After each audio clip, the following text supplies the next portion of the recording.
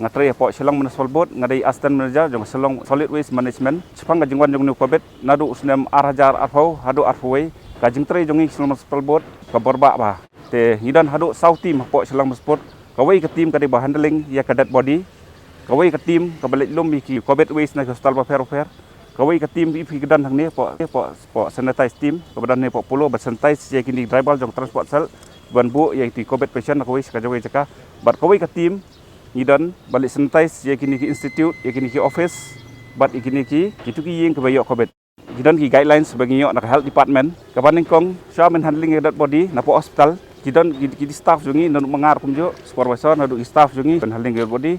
tinggi fong PPE ngirung hapo ngira lang ba sanitizer nadu menghisim ya kadat body nadu na po mok ni tap hapo kini ki ka senduk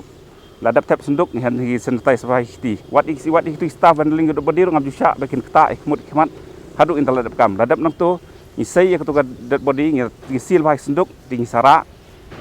tinggi sa tap po ambulance ladap tap ambulance su ni sanitizer ba hiti intal ladap nang tu ni selik chalum ni dapan hap di kadat body hapo atleru ni sanitizer ba ka tim ka baar pada kadai ka ba kili kolak kini ki waste na po ki COVID waste na po hospital na po kini corona care center te ka tim ka balai kadai ka ba ki sanitize man kini snong ki thau kini ki institute kini ki office nang tai kini ki tuki yeng ka bayok COVID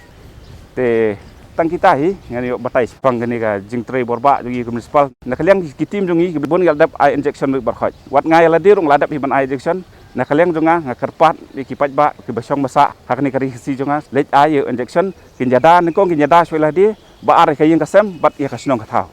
tang kini kinten publish